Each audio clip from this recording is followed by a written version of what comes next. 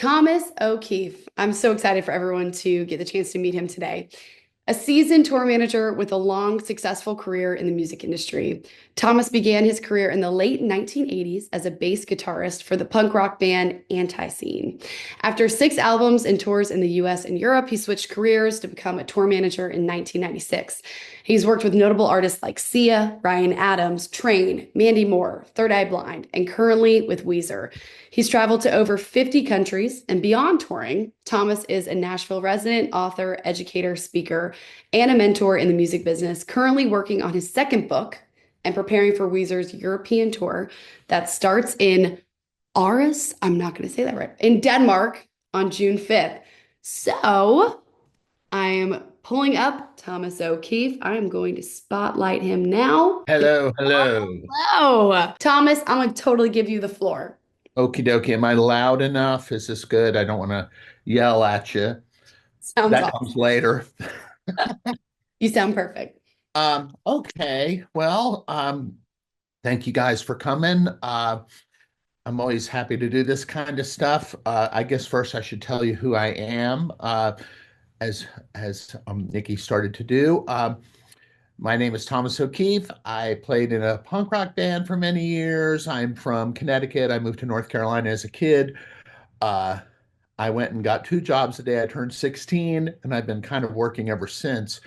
Um, I played in a band for many, many years called ANTiSEEN. We had many records. Here's a picture of me with long hair over there. I guess it would be on the right since this camera's wrong. You can find these records on eBay. The band still exists. I made a record with Gigi Allen once. Look him up. He's really crazy. Sold records in Japan, sold records in Europe. I played in another band called Judas Bullethead. These are R3 7 inches. You can find them on eBay. I wrote a book about Ryan Adams and Whiskey Town, which I was the tour manager of that band from 97 to 2000. And I saw all the shows I saw 174 shows. Some were good, some were bad. What's all in the book. I have always just done this for a living. This has kind of always been my job. I've had to deliver pizzas before, which was a fun job. It was actually among my favorites.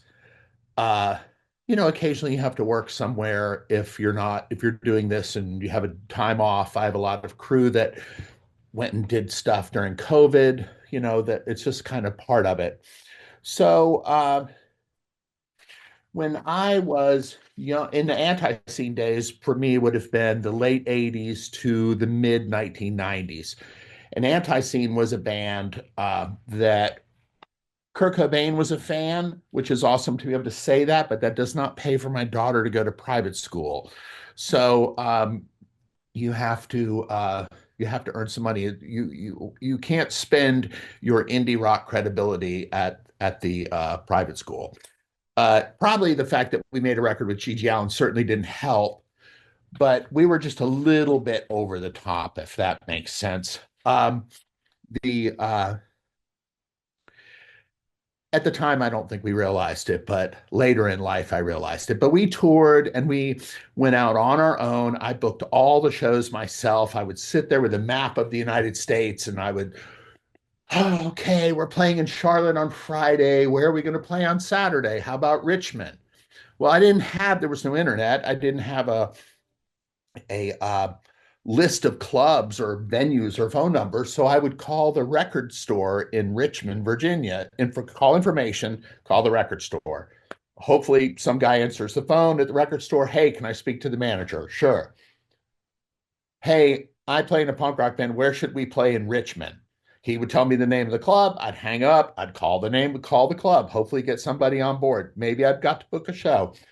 Okay, where are we playing on Sunday? And I just repeated that over and over and over again to the point of, I had my phone bill in the very early 90s was more than my rent was. But you just had to you had to make something out of thin air. You know what I mean?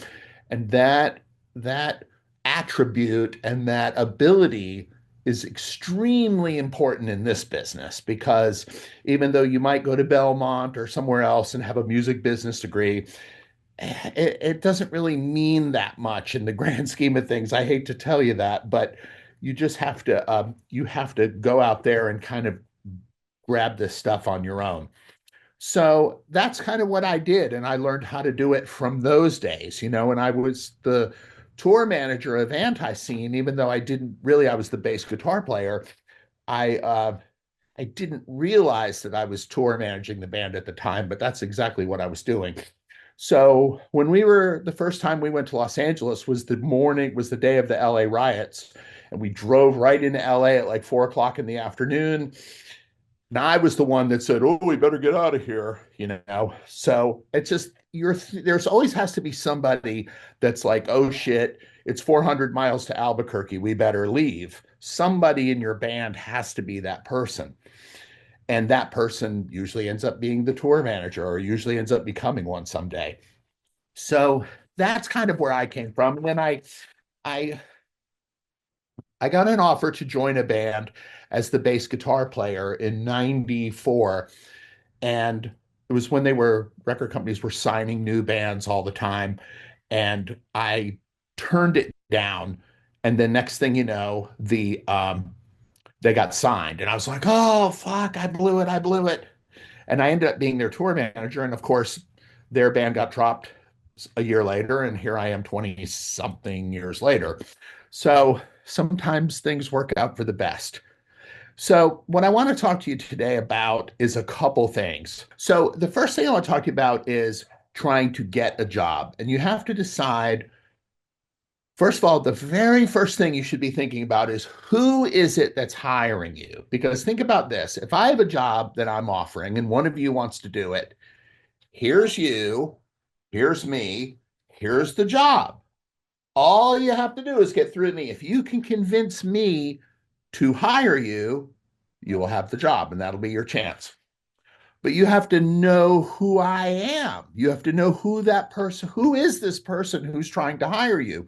Because who they are, how old they are, what generation they're from is very, very important in the grand scheme of things because an old Gen Xer like myself is not really interested in millennial shenanigans. You know what I mean? We're not buying it, right?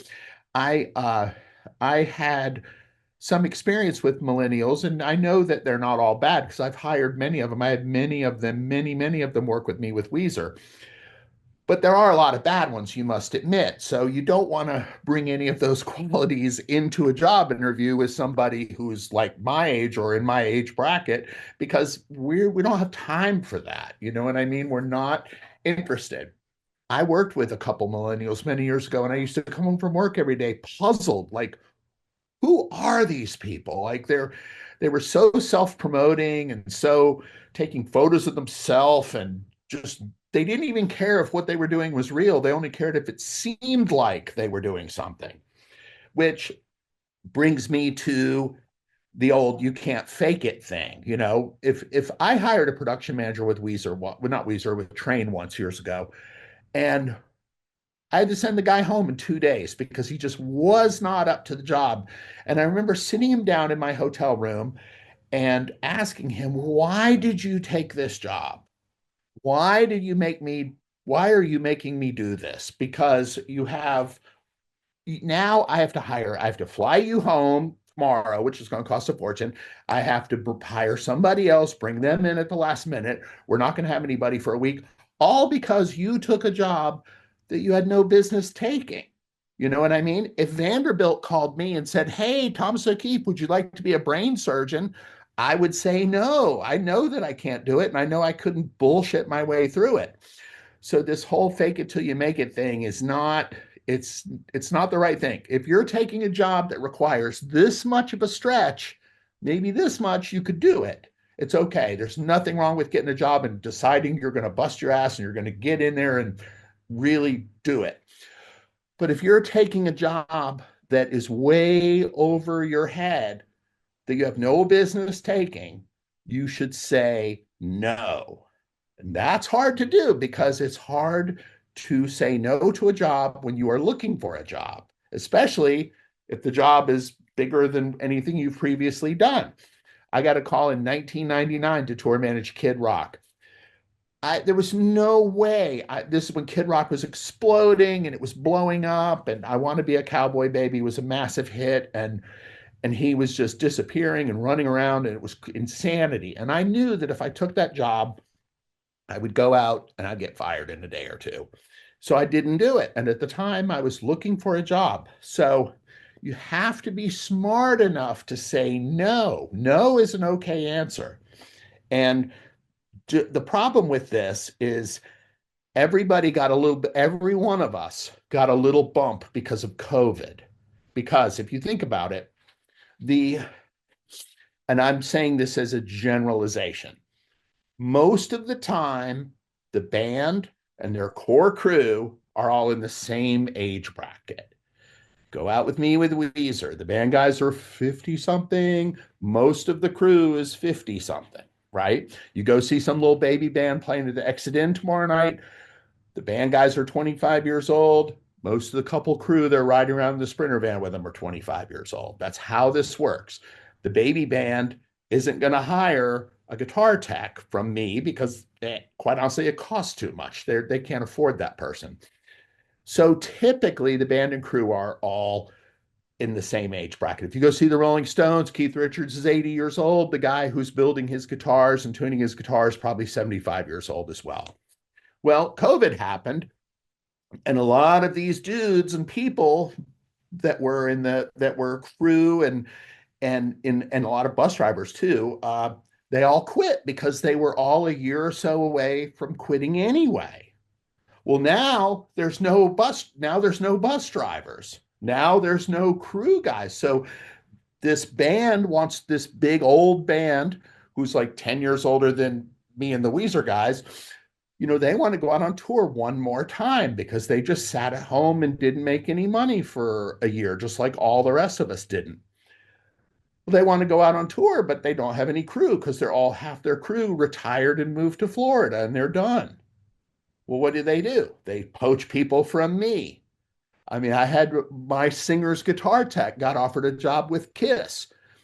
And I said, if you did it, I wouldn't blame you, but you have to understand that they're done in 6 months, and I have to believe our career is going to last an awful lot longer than that. So everyone got a bump. So what's happening is you got managers who have young bands and they can't find anybody to work because everyone is working at one level higher than they probably should be. So it's a benefit, and you're lucky and you're fortunate because it causes you to skip a step, but it could potentially put people in jobs that they're not capable of. Every last summer I did a whole arena tour in the US, and every night I was sitting with a promoter and they were bitching about how there's so many young tour managers that don't know what they're doing. So you have to know what you're doing. You have to go out there and go get the job, but don't take the job that's over your head. Now, the next question, do you want the job? That's a big question because, there's a lot of different lines of work. You could go out on tour with any band. I have 12 people that go out on tour. If Weezer plays a big show or if we play a show in your backyard, there's me, the 4 band, and 12 other people that show up. So that's 12 different jobs that you could get potentially. Well, what if you're used to doing this job, but you get offered this job? Is that the right thing to do? You have to, do you want to are you a production manager, but you want to be the tour manager? Are you an LD lighting director, but you want to be the production manager instead? You have to pick the job that's right for you.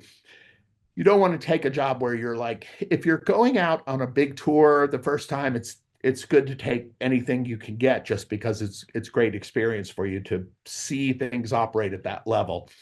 But the question really is, do you want the job? You have to make sure that you point that out. Remember what Lemmy from Motorhead said? He said, the people that do this are not the people that want to do it. They're the people who have to do it. There's a big difference. So you want to make sure you want the job. Okay. Now, if you are going to try to keep, let's pretend that you get the job. How are you going to keep it? Well, first you got to figure out what's going on and make sure you can do it. You go out on tour, you do it. It's actually really, really simple. Hard work, and here's the money line, write this down.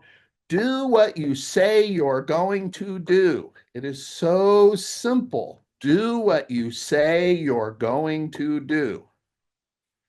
If you go out on tour and you bust your ass and you do what you say you're going to do, and if you don't know the answer to a question, never, never, never, never, never, never, never, never bullshit your way through the answer. This is what you say. Thomas, I don't know the answer to that, but if you'll give me a little bit, I'll figure it out. That is the fucking answer. You do not say, start making up a bunch of shit. Especially these older band guys, their bullshit detector is way more powerful than yours is. They've been getting bullshitted from the first time they played somewhere and some slimy manager dude showed up. Their entire career, these band people have been bullshitted. So when you start trying to bullshit them, it's not going to happen. And then what happens then? You lose their trust. And at that point, you should just go ahead and start buying yourself an airplane ticket, because once you lose trust, once people do not trust you anymore, you're finished. So do not bullshit. If you don't know the answer to a question, say, I don't know the answer, but if you'll give me a little bit of time, I will figure it out and I will get back to you. No one will ever get mad at you for saying that. This is the most important thing I've said so far. If you walk away with just this, it was worth it. Do what you say you're going to do. Don't bullshit your way out of any questions. If you don't know the answer, say, I don't know the answer.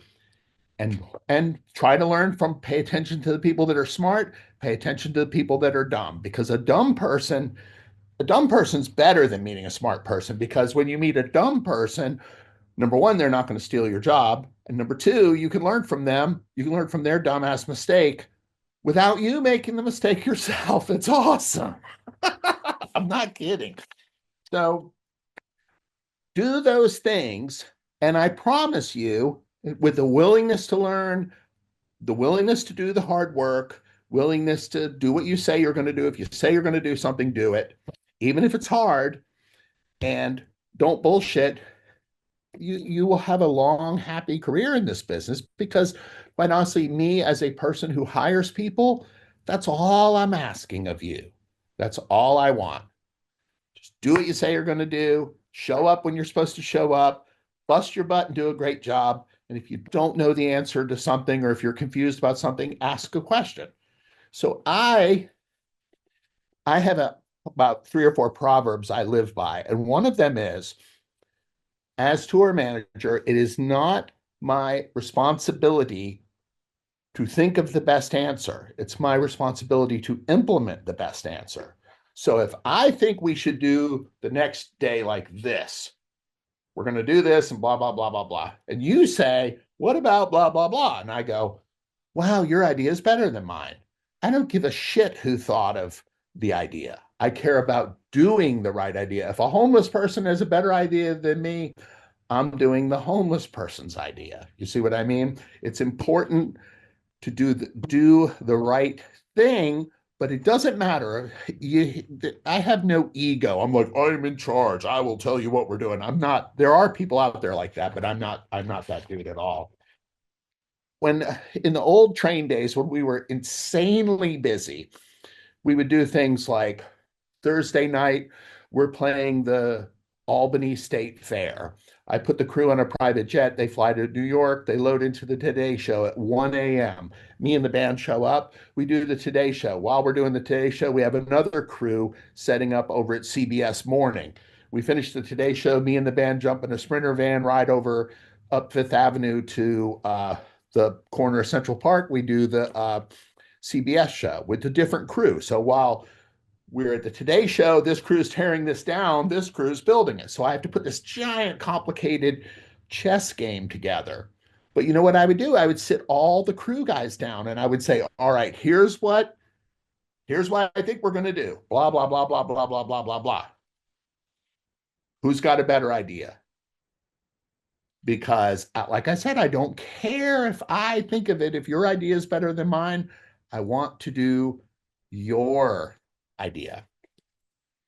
So, how do I keep the people working with us when, they get offered other jobs and all kinds of stuff like that? Really, once you have a crew and you're whether you're the tour manager or production manager, obviously you have to treat these people very fairly. You have to make considerations of them. Oftentimes managers will be like, oh, the band needs this. What about the crew? Well, if the crew doesn't go set the gear up, the band's not playing on the Today Show at 7 a.m. See what I mean? So the crew is on the private jet flying down to New York, and me and the band are driving on the bus. Why do you rent the crew a private jet? Well, that's the only way it's going to work. You can't, if the crew doesn't show up and do what they do, the band cannot do what they do. So, unfortunately, some managers and some tour managers are quick to dismiss the crew and make them do whatever. But they are the most important piece of the puzzle, because if they can't get in and set everything up and do everything, how on earth can we have a show? So I would say pay them. I would say treat them very fairly, and also consider them when making decisions about flights and travel and things like that. Try to we go out of our way, like when we have a day off on on the arena tour. We try to make sure we're putting them somewhere that's not a horrible. There's nothing worse than waking up in the morning on tour and being stuck at a exit off of the interstate and having your choice of food is the Waffle House or Burger King. Nobody wants to do that. And you have to be mindful and considerate. Try to make it to where those folks are having a good day off, and they're being considered, and also trying to make sure just that keeps the morale up, that keeps everybody happy, and that helps you plow through. It's a 6 or 8 week long tour, because that's hard. The other thing I want to talk to you about is money. Save your money. Now, at this point, this is why I start to sound like your grandfather, or I start to sound like a financial advisor or something like that. I always remember when I was a kid, I would go to the Barnes and Noble, and I would go to the rock music section of the Barnes and Noble. Now my book is there sometimes. And all those books are stories about Tommy Lee took a TV set and threw it out the window and smashed it, and Gene Simmons did this, and this guy did that, and they all got drunk and tore the place apart, blah, blah, blah. And those stories are funny. But none of those rock music books are going to tell you how to do this or how to be smart. Now, if you wander around the corner over to the other section of Barnes and Noble, you'll see a shitload of books with a bunch of dudes with ties on, with crazy looking, dumb looking haircuts going, let me tell you about financial advice. And you don't want to read those books because you're like, I don't want to be. The whole reason we're doing this is so we don't have to do that. But there is things to learn from those people. I remember the singer of my old punk rock band said to me once, man, you don't want to be a yuppie, do you? I said, no, but I want to live next door to them. That's the whole idea, which I kind of do now. But the point is, when you go out on tour, you sometimes can do pretty well, and you have to be smart, because someday down the road, you might change your mind. And when you change your mind is when maybe you want to have a kid, maybe you want to get married, maybe you want to settle down. Well, what happens is a lot of these people go out on tour, and they start to make more money. And then they escalate their spending to equal the amount of money they're making. Oh, I got a raise. Oh, I'll spend more money. Oh, I got another raise. Oh, I'll spend more money. Oh, I got a tour manager job. Oh, I'm going to spend more money. I know people who live off 20,000 a year and spend it all. I know people who make 200,000 a year and spend it all. I know people who make $2 million a year and fucking spend it all, right?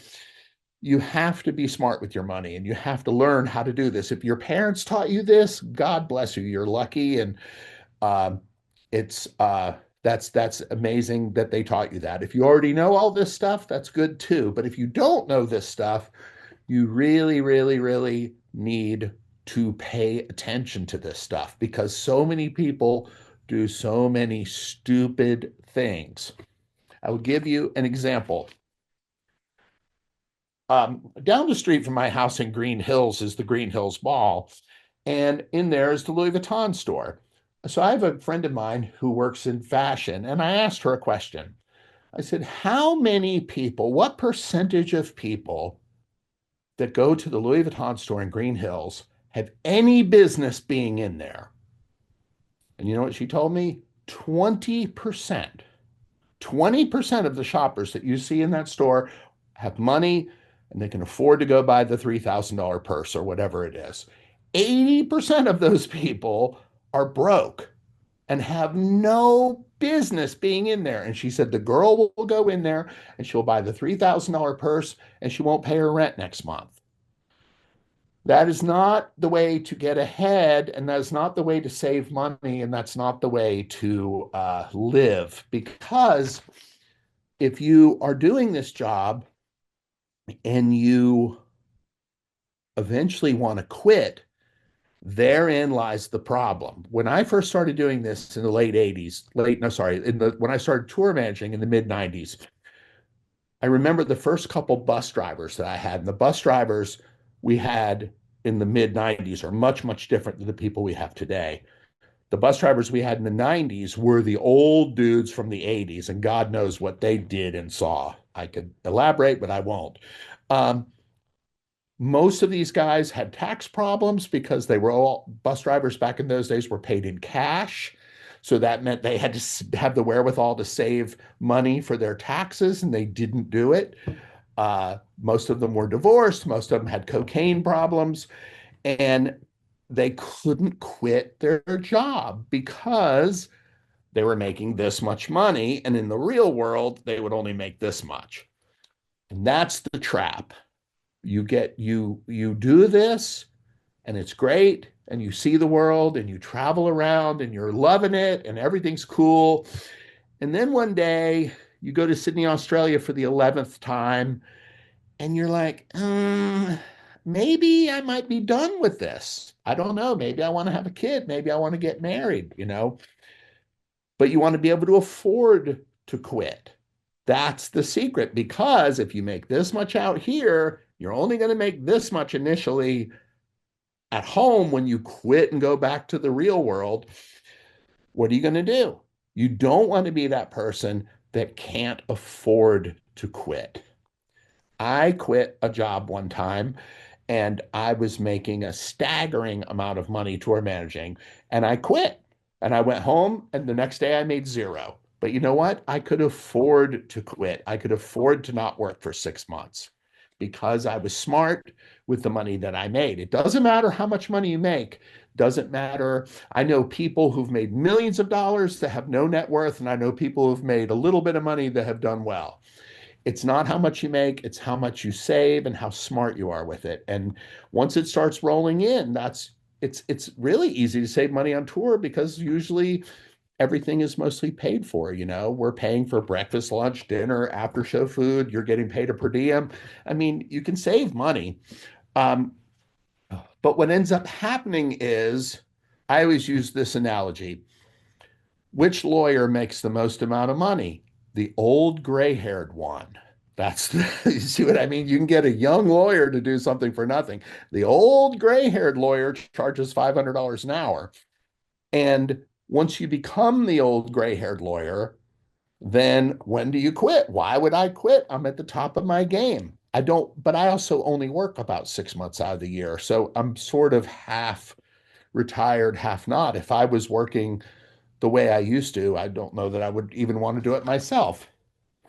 But you just want to make sure that you don't get trapped. There's nothing worse than those people that you see in life who hate their job and they wake up on Monday morning and they work Monday through Friday just so they can have Saturday and Sunday to themselves, and they hate their job Monday through Friday. That this life you have is not worth doing that. You have to be smart. You don't have to be trapped like that. It's the whole reason we didn't become yuppies. It's the whole reason we didn't, you know, get those jobs that make us cringe when we hear about them. So you just, and quite honestly, if you are going to quit working on tour and come home, I mean, Nashville is the greatest city in the world for that, because there are so many people here and so many companies here, and everyone's coming here. And if you lived in Omaha, Nebraska, there would be no job there. There's the one Live Nation person there, and that's it. That person's not quitting. But to come off the road and say, I want to have kids, been to Sydney, Australia enough. There couldn't be a better city in the world. And this is moving forward, not just now, but 10, 20 years from now, is to come back here, because there's a zillion music jobs around here that are Nikki can help you get one. So there you go. Woo, woo, woo. Woohoo. So you just have to be smart. I mean, COVID taught everybody a big lesson. We were all sitting around. Let me tell you what I did. I went out in January of 2000 and bought a Porsche 911. Woo! And then a couple of days later, I signed a contract to renovate my entire house. Woo! And then March 1st, I drove to LAX and I was like, I'm not going to work for 16 more months. When I drove to LAX and I saw the airport was deserted and COVID was kicking in and everything was getting canceled. And next thing you know, we were all wearing masks and doing all that stuff. So you have to be, I'm not saying COVID's going to happen again, but you should always understand that if you have in this kind of work, you always have to be prepared for some time off, because if you're on tour and it's fall, let's say, and let's say your tour ends around November. Well, nobody's going back out really until March. So you got to sit at home for 4 months and do nothing, or go work or do something else. But understand that March 1st, you're like, ooh, I need a job. I need a job. And then by the second, third week of March, these jobs start coming back in, because all these people are trying to staff for the spring and the summer tours that they're going to do. I mean, we're all pirates to some extent. So, I just want, the main thing about this stuff is just learn from as many people as you can, even the people with the goofy tie on in the business book, the people that you didn't want to be, and go out there and do it and bust your butt and do what you say you're going to do, and don't lie about stuff. And, some of you will do it, and some of you may decide this is not for you. This is a tough job. It's a tough job walking up to the bus at 1 o'clock in the morning and laying down in a bunk with 11 other people. I mean, although I'd have a condo bunk, but I will say, riding the bus and traveling and going to the airport, and just, there's parts of this that really suck. You miss out. I remember my wife dropping me off at the Raleigh airport, and my daughter screaming. She was like 2 years old. I could hear her screaming as the car drove away. It was like, oh, that's heartbreaking stuff. So just go do, but you know what? Here's the thing. This is why I would tell anybody.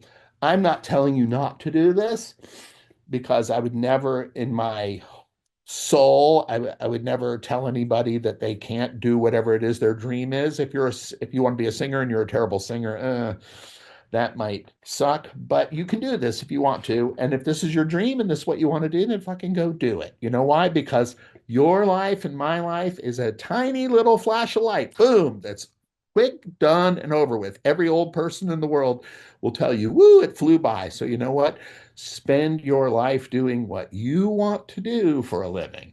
And then you will be happy and you won't be miserable and you won't hate it when the alarm clock goes off on Monday morning. And that's what we're all trying to avoid.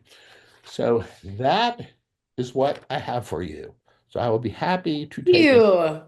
If everyone, you can use reactions down at the bottom. You can clap. You can raise your hand. Thomas, that was freaking awesome. Okay. I hated that we were all muted because I was cracking up and I could see everyone else laughing. You're ridiculous and awesome and funny.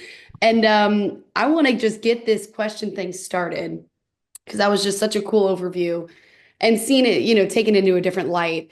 As people are getting their questions, again, if you have a question, push that raise hand button and we'll get to you. I want to start with the very beginning. You were saying like working with millennials was so difficult. And now we got Gen Z in there and it's different. The industry is different than what you stepped into. What do you think are what do you think are the qualities to avoid? I'm a millennial. What do you think are the qualities to avoid, and what do you look for when you're hiring, say, a PA or anyone on your team? Well, I mean, I think the ultimate, and again, I understand. Let me say this. I understand that not all millennials are bad. And sometimes when I talk about that, it sounds like I'm beating a dead horse. And it sounds like, okay, what you're bitching about.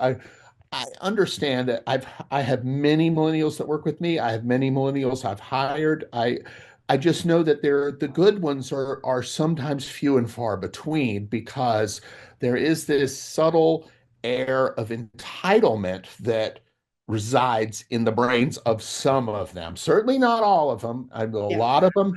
I can see the evil gleam in their eye when I know they're I've met kids before. I met a kid at Jones Beach one time that was a runner and he was busting his ass. And I was like, dude, you're going to do something someday. I can tell. Yeah. Remember what Gordon Gekko said in Wall Street too. A fisherman can see another fisherman from far, far away. It's very true. If you see somebody that has that evil gleam in their eye like you did and you still have, you see these people. They're out there. So, yes, I love that. And by the way, too, I want to just say in the chat right here, you can book a one-on-one session with Thomas. So go in there. It's a TidyCal link. You can go ahead and book a session with him there as well, one-on-one. But yes, I do love that. And I want to call on Cole here. I'm going to unmute and I'm going to pin you here. So go ahead and please ask your Hi, question. guys. Hi, Thomas. It's a pleasure to be Hello. here. Thanks, Nikki, How are for you hosting doing? this. I'm doing well. How are you? I'm very good. Good. So, I would like to know what is your favorite, greatest saved the day moment? Like, plan A went to shit, nothing was working out. You had to plan B and freestyle it. And in the end, it worked out, but the ride was crazy. Ooh, there's quite a few of those. The first one that comes to mind is I remember being on tour with my band in with ANTiSEEN in a Mercedes Sprinter van in 1992 or three, and I was in Dresden, Germany. It was sleeting, and we got a flat tire, and we pulled into a truck, not a truck stop, but like a rest area, and there was not a single person there that spoke English because this was like Eastern Europe. It was 1992, and it's just all these burly old German truck drivers there.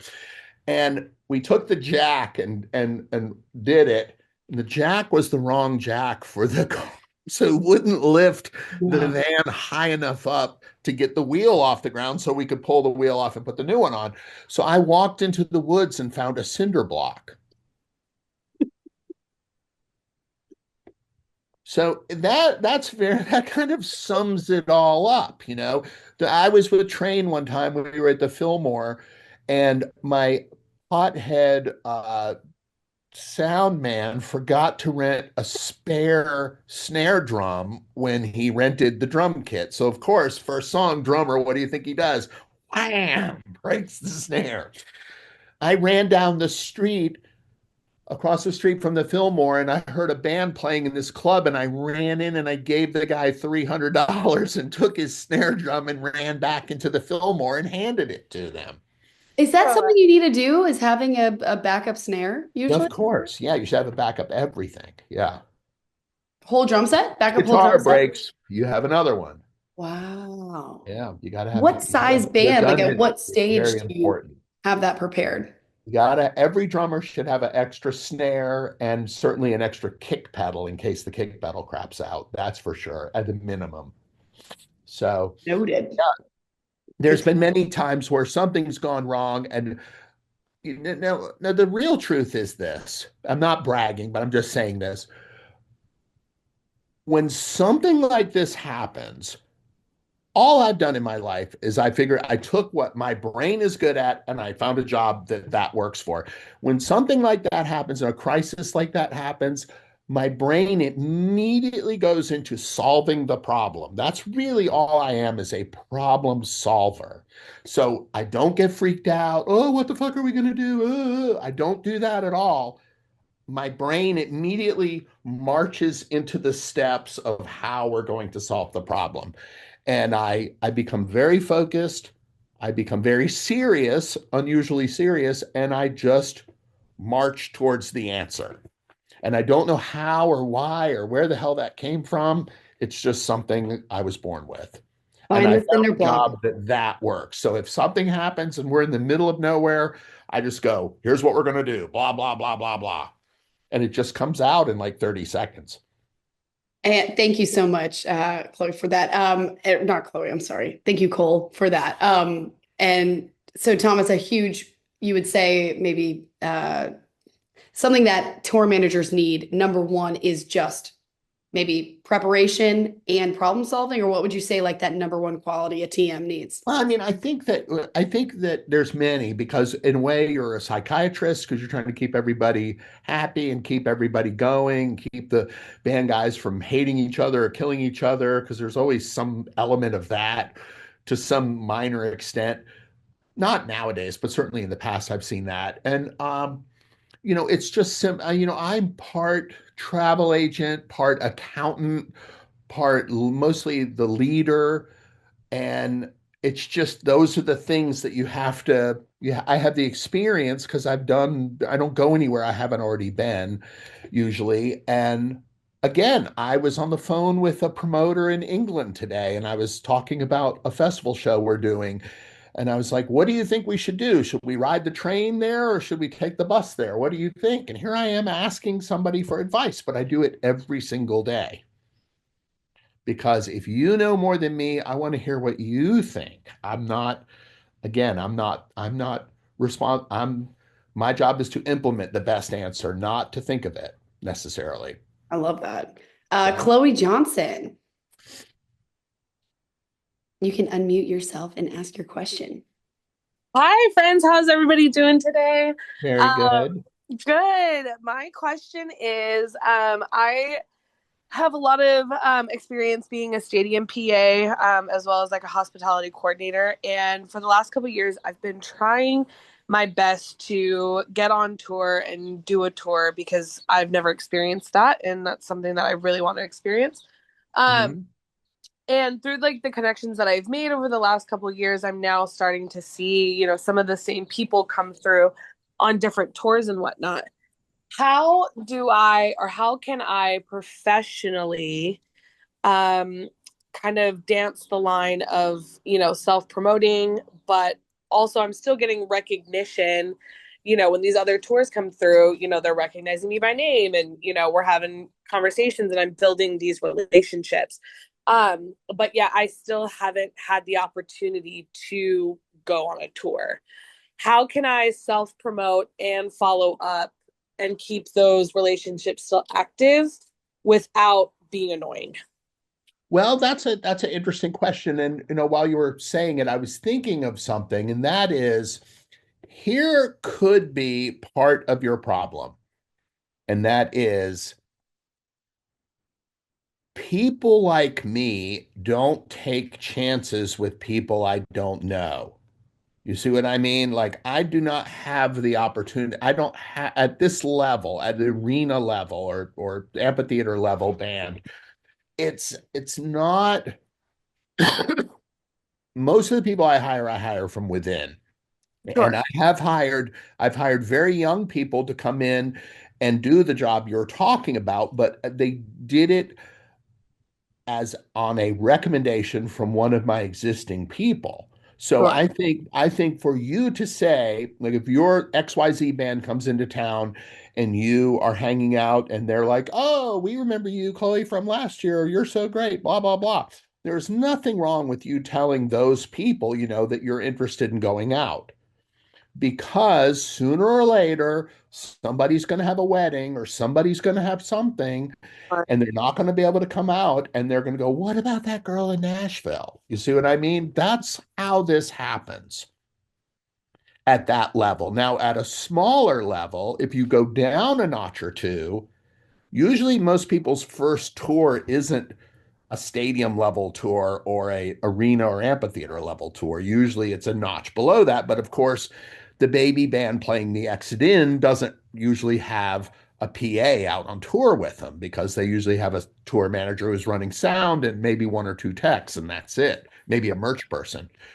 So that's a tough middle to try to get into that part. But I don't think you're stepping over any line or doing anything wrong by speaking to those people and expressing your desire to do this. That would not be, that's not, there's nothing wrong with doing that. I mean, eventually what you've got to do is just add as many people to your sphere as possible, and sooner or later, and do a great job with all of them, and sooner or later one of them's going to call you, and that's what's going to happen.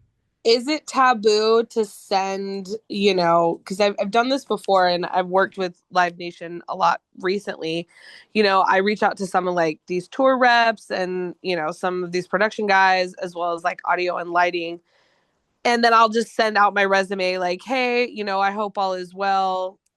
Just, I'm trying to get on the road. If you hear of anything, keep me in mind. Is that Yes, taboo? 100%. Listen, let me tell you this story really quick. I had it on my list and I didn't tell it. But to me, this, which job is the hardest one to get? The second one is always the hardest, because the first job, somebody calls you and goes, "Chloe, why don't you come out on tour with us? Blah, blah, blah." Okay, you come do it. Well, then the second job you have to go find, right? But usually, if you're looking for your second job, that means the first job, the band never got big or something happened. So it doesn't matter if, like, the first band I worked for was a band called Luster. They were on A&M Records in 1996. Not a single one of you have ever heard of them. So if I say, "Oh, I was the tour manager of Luster," that doesn't mean shit, because no one's heard of them. If I say I was the tour manager of Weezer and Sia, then you go, "Oh, okay." But the point is, you just have got, there's nothing wrong with, that's how you just have, if there's nothing wrong with emailing these people, there's nothing wrong with sending resumes out if you need to do that. There's nothing wrong with talking to the whatever people that work for whatever band that from last summer. That is all completely suitable, because at the end of the day, you're trying to express to me or whoever else, "Hey, I've been doing this for a while. I want to do this." That's what, and then if you already did a good job and the girls are like, "Oh, she's great. We had her last year." That's where we hire people from. Sure. Okay. So, Great. yep, Thank you. I don't think you're being out of line at all in any of those things. Great. Thank you so much for your time. I really Oh, appreciate you're it. very welcome. Awesome question. Awesome. Sarah, go ahead and unmute. Hi, hello. Thank you so much. I've learned a lot. One or my question is, I've got an extensive history. I've just spent the last 10 years with Cirque du Soleil, and I'm currently a stage manager with Blue Man Group. I do corporate. I work for the Raiders, and working with a lot of big name people, and things like that. I'm thinking about maybe tour manager might be something I could be good at. But I'm kind of curious, like, what types of people make good tour managers? Do you know what I mean? So it's like, what kind of skills and things, because like I'm a problem solver being a stage manager. I do a lot of kind of last minute put out fire type situations. I'm calm in crisis, working in circus and you know, those kinds of environments. I've done music festivals as a stage manager. And so I'm just kind of curious what types of personalities or traits tend to make good tour managers. Well, I mean, I think most of those things you just rattled off are all very, very important. It's just that and some experience, it's just understanding that, you understand most of this because this is kind of the same as the circus. You know what I mean? It's not really that much different, except the elephants don't talk back and the band guys do sometimes, but they I mean, it just seems to me like that would be an easy transition into that. Obviously, again, managers don't hire baby tour managers to do bigger bands, so there's no avoiding the steps in the ladder. But to torment, it would seem to me that with a little bit of guidance, it would seem to me, given your experience, that you would be ready to tour manage a baby band at this point almost immediately So because then, you have most of the qualifications already. yeah, yeah. So then how would you like recommend going about that? You That know would be what I mean? Of like contacting as how do I many. know what size of a show is versus, you know? Right. Well, I mean, I would just contact as many managers as you could and try to say, hey, here's my resume. I'm going to go, uh, I've done all this stuff, and then just go out there and find the job. That's kind of what it is. It sounds, again, like when you're sitting at home on March 1st and no one's calling, and then on March 15th, you have three different jobs to pick from. It just kind of depends on where we are in the cycle and what time of year it is. But there's still no getting around, hitting the ground and calling people or giving your resume away or doing whatever people do nowadays to try to hustle up that first job, because that's kind of, there's not, think about this. How many tour managers are there in the United States that do this for a living year round? Like a couple hundred, 200 maybe. It's not that many people it's that do this, and a few people retire and a couple new people come into it, but it's certainly it would seem to me you already have a resume that points towards that. Okay, So great. I Thanks. would be in touch with every manager that you could find because those are the people who are going to hire you. Right. Yep. Thank you. All right, you're welcome. Managers. And also everyone you're already connected to is I'm looking to tour manage. Think of me. Yeah, I love that. 100%. Okay, let's get Kylie up in here. You can go ahead and unmute yourself and ask your question. Thank you so much. Hi. Hi, Thomas. Can you hear me okay? Yes, I sure can. Perfect. Okay, so I've been day-to-day managing and tour managing a band for about 5 years at this point. Extremely comfortable in 2,000 cap rooms and under. Um, been on several tours from living in the van with 8 other people, and now they get to have hotel rooms, done the whole thing. I'm at the point where I want to continue to grow professionally, but I don't want to get to where I'm in over my head and in the, oh, I'm going to mess it up for everybody and get fired territory. So, what Right. advice do you have to help continue to get more experience without necessarily being the one to mess it up for the whole tour? Like, are there specific roles that I could get into for bigger tours just to get around it and learn from more experienced tour managers? Or how do you recommend Well, gaining there that are two. experience? Think about it like this. There is. Listen, there's a word that I really don't use very often, which is called luck. I'm not really a huge. Listen, if you walk down the street, if I go dig a hole in my front yard and I find a gold brick, that was luck. If I win the lottery, that's luck. But there is a little bit of luck to this in the sense that, like, for example, when I started working with the band Train, we were playing the Exit In, and we were in one bus with the gear shoved in the trailer, and we were playing shows to 300, 400 people. And they went in the studio and recorded a record called Drops of Jupiter. And next thing I heard that song on the tape, and I was like, wow, that's a pretty good song. And that song and Hey Soul Sister paid for my house. You know what I mean? So if you're working with some band and all of a sudden they have a fucking gigantic global phenomenon hit, I mean, maybe that's luck. I mean, it just what I did, how I made the transition from playing a 500 seat place to playing an arena is I worked with a band that grew all the way up to that level. And it wasn't instant like some kind of pop boy band thing or something to where they were big immediately, but it made its way up over several album cycles. And I would include the band in the same category. We all grew into our jobs. I became better.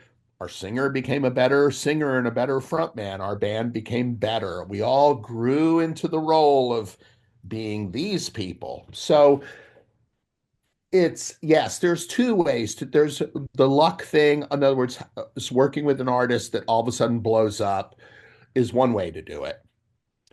You don't want to, but you don't, these are things that you don't have a lot of control over. You know, who knows? Who would have known that band? Listen, the first time I saw Train, I was tour managing Whiskey Town in September of 1998, and they were our opening band, and they got paid $300 to open at the Whiskey A Go Go in LA. I saw them that day. I didn't think anything about it. I had no idea I would work with them for 13 years, which is an important point, and that is, write this down, always be nice to the opening band. You never know.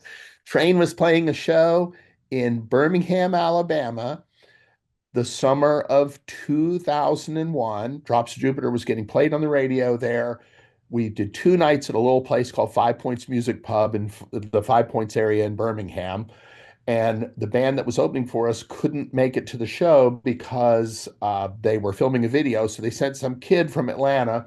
So he showed up, and I looked at this watch and I said, dude, I don't care what time you start, just be done at 8:45. And he goes, all right, dude. And his name is John Mayer. So you never know who the opening band is going to be. You know what I mean?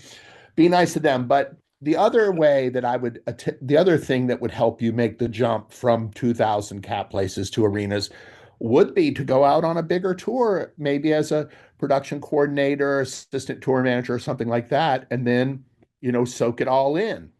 Because things are different at that level for sure, but you're either going to grow into that position organically, which is what I did, or an opportunity is going to come along. Somebody's going to get sick. Somebody's going to break their leg. Somebody's going to have a wedding to go to. And boom, next thing you know, you're going to do it. Thank you. Thank you, It's Kylie. tough. I wish there was an easier answer. I know that you can't No, you're good. look at 5 bands and go, I wonder which one's going to get big. Because if you're good at that, you're in the wrong business. You should work at the record company. Nah, you're good. Thank you. All right. Thank you. Awesome. Melissa, go ahead and unmute yourself. Hi, how are you? Thank How you you so much doing? for doing this. You're So welcome. I am a professional background singer. I've been touring for 20 plus years, and I am looking to transition. So I'm trying to figure out how to go from being on the stage where sometimes backline and the crew and all that are looking like she ain't trying to do all this crew stuff. She you see these nails, all of that. But I gets down and dirty. My mom is a farm lady, so like I know all the things. Like I'm good, but I know a lot of the things already from experiencing them, and what not to experience, how to be with people, how not to be with people. But there's like back end things like the financial situations, and then like booking the hotels and all of those type of things that on my side, I won't necessarily see. I'm gonna know when they go wrong, but I won't see the journey. So how would you help someone to kind of transition from stage to tour managing? Because I got the vibes now where I can take care of everything. Again, it's just a matter of, paying attention to what other people do, but mainly expand your sphere as far as you can to get as many people that you know to try to land that first job. That's the whole key. And obviously, some people, obviously you've done it. You've walked in the hotel room, somebody must have booked it. Somebody must have booked your flight. Somebody must have set those guitars up in front of you. But I mean, the first job, it goes right back. It's just meeting as many people as you can, leaving a great impression with anyone you meet, because here's the thing, you never know who's going to call you.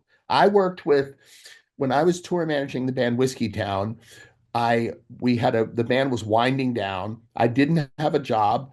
And the singer's Ryan Adams, his girlfriend at the time, is the one who called me to get me to work with Mandy Moore. And I worked with Mandy Moore when she was 15 years old. And then Ryan, years down the road, not because of me, but years down the road by a crazy coincidence, ended up marrying her. And they're since divorced. But the point is, you never know where your next job's going to come from. I've tour managed the opening band before and then gone home. And then a week later, the singer of the headline band calls me and goes, "Will you come out with us?" Because so really the whole thing is just your reputation as a hardworking person and as a smart person and as a person who tells the truth and a person who does what they say they're going to do is far more important than a piece of paper from Belmont University. I hate to say that. I know that I mean, yeah, in the music industry, it's all about who you know. It's all about who you know, and it's all about just leaving a lasting impression with every single person you meet and expanding that group, because sooner or later, when you don't expect it, you're going to be sitting in a restaurant on Thursday night and someone's going to call and you're going to go, "Oh, they want me to come out next weekend, blah, blah, blah." And that's how this works. Yeah, that's been my life for over 20 years. Yep, you get it. So driving Uber and get a call like, "Okay, I'll go out on tour for 3 months, no problem." That's what you got to do. So there's no magic pill. There's no magic. No one has like a magic formula for this to happen. You don't automatically get a job the minute you graduate from college or whatever. It's the old-fashioned way of finding a job, working hard, doing what you say you're going to do, meeting as many people as you can, doing a great job with those people. One of those people is going to call you. Yeah. Would you recommend like any types of classes? Like if we're trying to just get our feet wet, like in the business side of it, like, is there any type of situation, like maybe? I don't know how that, I've often thought about opening a tour manager school, but if I were going to do that, I would put like 6 of you in a van and I would drive down to Franklin somewhere and I'd take your cell phone away from you. And then I would pull the van on the side of the road, cut 3 of the tires and go, "I have to be at the airport in an hour." Figure it out. You know what? I want to say Luke Meek has a book. Luke, would you mind sharing your book on tour management? Yeah, I put a link in the chat here a while ago. Check it out. And what's it called? It's called The Efficient Hustle. It's tour and production management, because I'm more of a production manager than a tour manager, but there's a lot of info for both positions and touring in general and all that in there. Check it out. Awesome. Thank you much. Appreciate you. Thank you for being here. And lastly here, we are going to do Tim. Let's get you in here. Hey, good afternoon. How you doing? Hello, Thomas, Nikki, everyone. I've had quite the journey when it comes to tour management and playing. And nowadays, there's a lot of hybrid roles. As a tour manager and as other people in this circle get more TM jobs, but also offered other jobs, where would you draw the line on hybrid positions on a tour? What do you mean by that? Do you mean somebody like sitting at home and doing some of it from home? Is that what you mean? No, not necessarily that. But for instance, my current gig, I'm the drummer tour manager. And a lot of other gigs I've been like drummer. I think that's how it always is. I mean, every tour manager I met in the early days was also a sound man. You see, if you go to the Exit Inn every night this month, every 3/4 of the touring bands that are playing there have a tour manager who's probably also running sound. Now, I think what happens is the two no, if you're doing two jobs at the same time, one or both of them is always going to suffer at some point. But if you're the tour manager of a baby band and you're running sound, you can get away with that because the baby band doesn't really expect that much from you. And you're not really babysitting them. You're not taking them to the radio station 10 times a day like I used to do. And they're not expecting to live at this level. They're expecting to live at this level, because it's all they know. They haven't lived that bigger life yet. But I mean, I have a friend who used to go out with a band and he would be the tour manager, the production manager, and run monitors, and the guy was working 18 hours a day.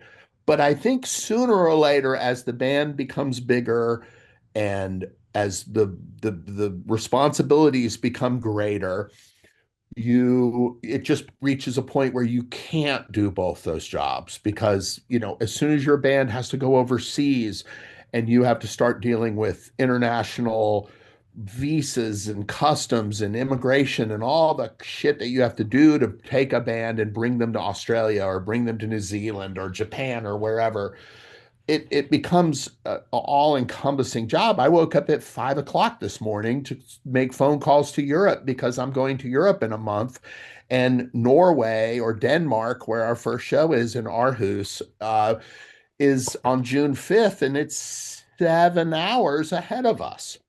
So, I mean, I was up at 5 o'clock in the morning so that I was talking to them at lunchtime.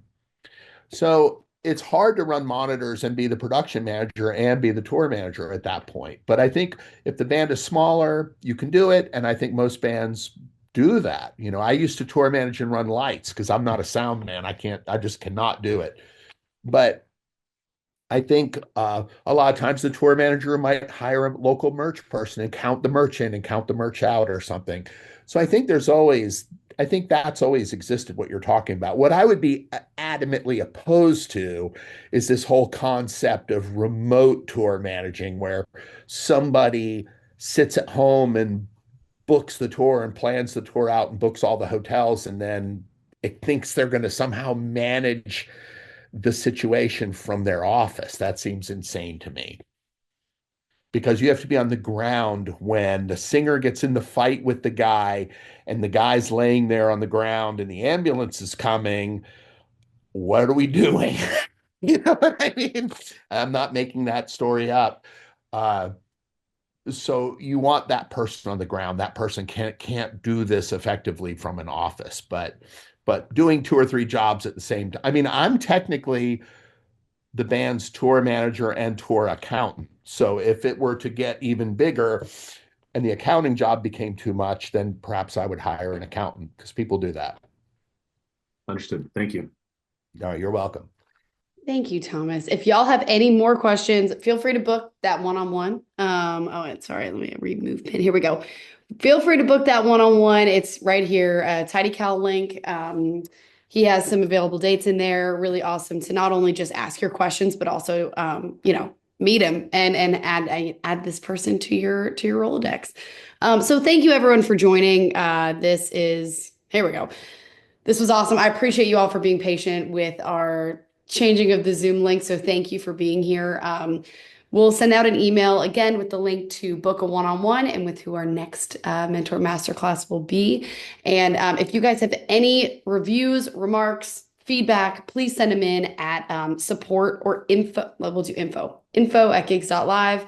Thomas, how can they find and follow you? Maybe on social media? Yeah, I'm on Facebook and Instagram, and that's it, really. I'm not on X, or maybe I am. I can't remember, but I know I'm on Facebook and Instagram.